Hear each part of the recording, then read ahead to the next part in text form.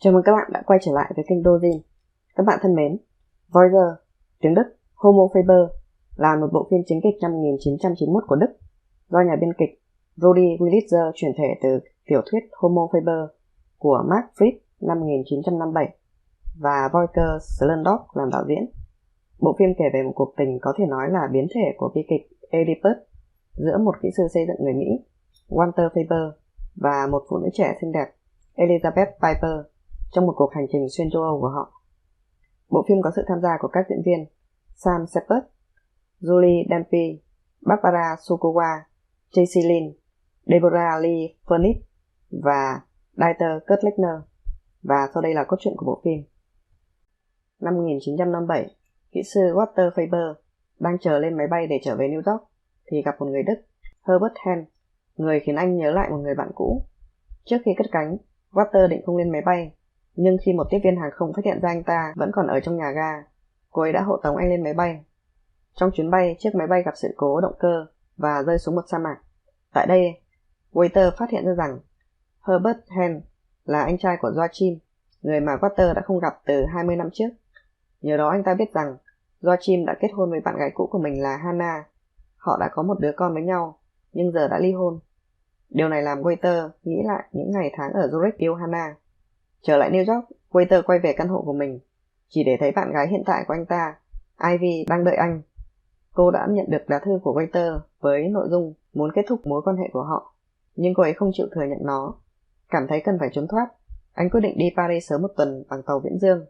Trên tàu, Waiter gặp một phụ nữ trẻ xinh đẹp, Elizabeth Piper, người mà anh bắt đầu gọi là Sabeth. Họ dành thời gian bên nhau, chơi bóng bàn, khám phá con tàu và nhanh chóng yêu nhau. Sau đó cả hai bắt đầu đi du lịch vòng quanh châu Âu. Waiter vô tình biết rằng Sabeth là con gái của bạn gái cũ của anh ta, Hannah, và có thể là con gái của chính anh, nhưng từ chối nói với Sabeth về những gì anh ta nghi ngờ. Một lần nọ, khi đang ngủ, Sabeth bị rắn cắn. Cô hoảng loạn và bị ngã, đập đầu vào đá. Waiter đưa cô đến bệnh viện ở Athens. Tại đây, Waiter gặp lại Hannah khi cô đến để chăm sóc con gái. Anh ta kể lại với Hannah việc anh gặp Sabeth trên tàu và cách họ cùng nhau đi qua châu Âu. Hannah tiết lộ rằng Sabeth là con gái của anh và hỏi anh ta đã đi bao xa với đứa trẻ. Suy sụp, Waiter thừa nhận anh ta có mối quan hệ tình ái với cô. Sabeth hồi phục sau vết rắn cắn và có vẻ như được tiếp thêm sức mạnh, nhưng đột ngột qua đời sau đó vì vết thương ở đầu. Đau khổ, Waiter từ biệt Hannah để trở về Mỹ, nhưng anh chán nản ngồi trong nhà ga sân bay và suy nghĩ về số phận của mình. Đây thật sự là một bộ phim vô cùng cảm động và bi thảm về tình yêu vô vọng giữa một người đàn ông trung niên và một cô gái trẻ, người cuối cùng phát hiện ra rằng họ thực sự là cha và con gái. Điều này thực sự giống như tấn bi kịch trong thần thoại Hy Lạp, Oedipus. Bộ phim là một kỳ quan, hấp dẫn. Nó diễn ra trên khắp thế giới, ở những địa điểm tuyệt vời, từ Mexico đến Pháp, Ý, Hoa Kỳ và Hy Lạp. Và việc tái hiện các chi tiết của thời kỳ cuối những năm 50 thực sự hoạt động tốt.